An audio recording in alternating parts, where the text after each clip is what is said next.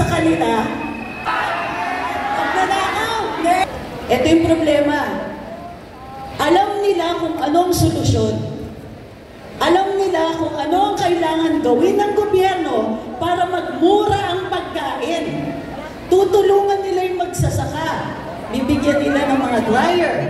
Bibigyan ng mga warehouses, silos, mga cold storage. Alam nila yung solusyon. Pero ginagawa ba nila? Ang bukod tanging sagot ng gobyerno ito sa pagmamahal ng pagkain ay mag-import. Saan tayo lulugar?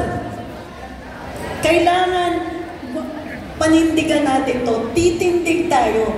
Ang daming pinangako sa atin, di ba, nung kampanya. Kaya lang nakikita natin sa kanila biyahe at saka party.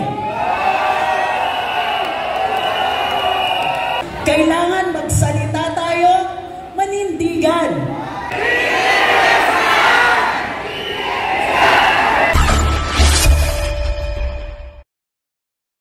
At dahil magkapangalan tayo, mahal ko kayo. Dahil Pilipino kayo, mahal ko kayo. Kasi ganyan ang Pilipino.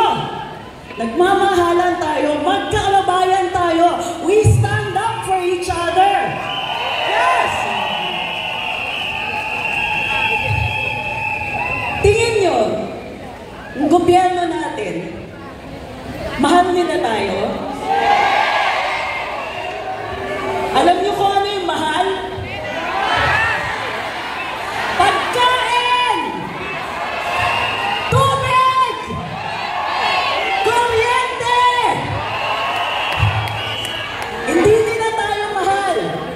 Pero mahal ang pagkain, tubig, kuryente! Pinapabayaan nila tayo!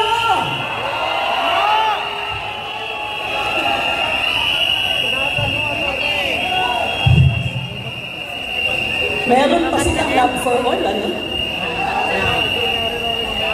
Nasaan ang pagmamahal? Alam niyo ba, sinasabi ng kanilang mga tagapagsalita, mahal naman daw ang pagkain sa buong mundo. Sabi ko, hindi. Nagmamahal lahat, totoo yun.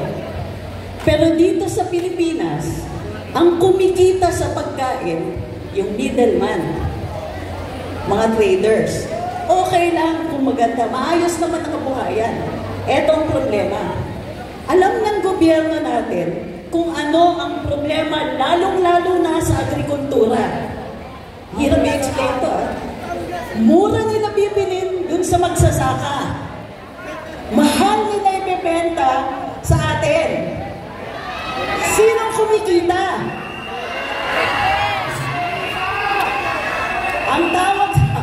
Ang tawag sa kanila, ano na? Magnanakaw? Hindi. Ang tawag sa kanila, ang daming suggestion. Ang tawag sa kanila, barkada ng mga nakaupo. Sila ang kumikita. Kumikita sila sa likod ng mga magsasaka at saka sa atin, mga mamimili. Ito yung problema. Alam nila kung anong solusyon. Alam nila kung ano ang kailangan gawin ng gobyerno para magmura ang pagkain. Tutulungan nila yung magsasaka. Bibigyan nila ng mga dryer. Bibigyan ng mga warehouses, silos, mga cold storage. Alam nila yung solusyon. Pero ginagawa ba nila? Ang bukod tanging sagot ng gobyerno ito sa pagmamahal ng pagkain ay mag-import. Ay, ang galing. Ang talino. So, mahal ang pagkain. Ano pang mahal? Tubig! Paano tayo mabubuhay? Mahal ang tubig. May ginagawa ba sila para ibsan yung pagmamahal ng tubig? Tumataginting ang katahimikan tungkol dun sa taas ng presyo ng tubig. Taon-taon,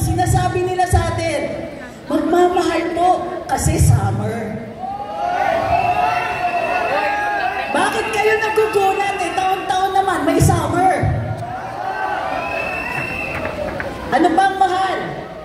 Kuryente!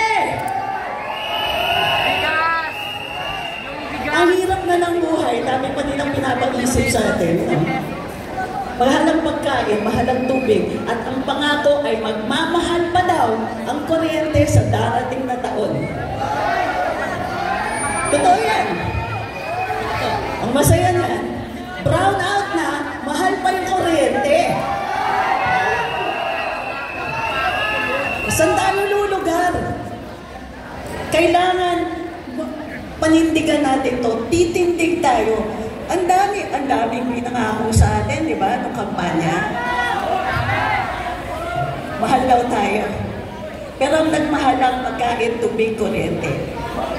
Hirap ang mga mamamayan, nag-uumpisa na ang gutom, nag-uumpisa na ang brownout, at susunod niyan, pati tubig, mamamatay na rin. Kaya lang nakikita natin sa kanila, biyahe at saka party.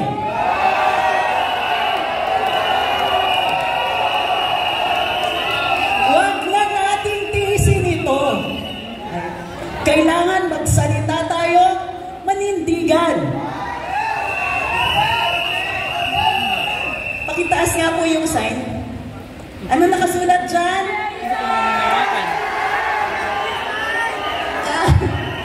Ulit. Anong nakasulat dyan?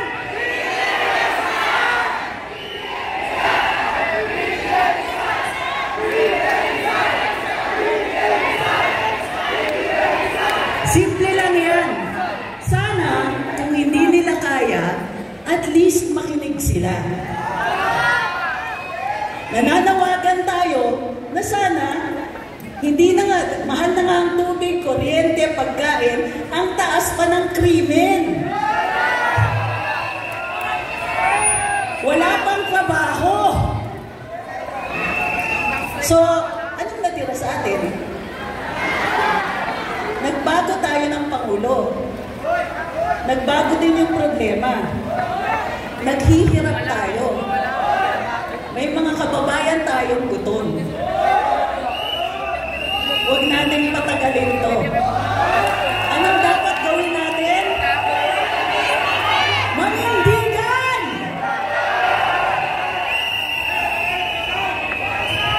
Alam niyo na yung gagawin natin. Tayo po ang Pilipino. Di tayo pasusupin. Di tayo pwedeng pigilan magsalita.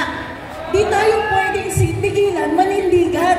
Karapatan natin ipaalam sa kanila na tama na.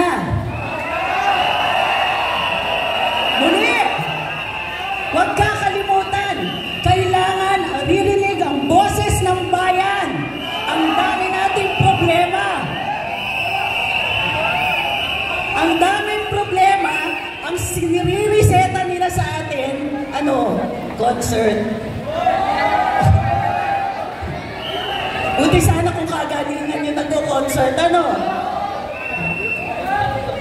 So muli, ang hinihiling ko lang bilang isang tagapagsalita dito, kapitan natin yung galit natin.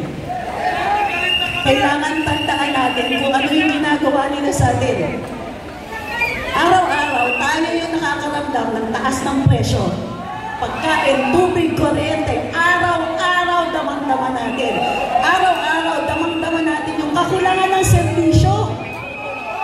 Araw-araw, damang-daman natin yung krimen. Hindi tayo pwedeng manahimik. Kung kailangan, mag-social media, makipag-usap, ikwento sa mga kapitbahay sa susunod na maisugdalin natin sila.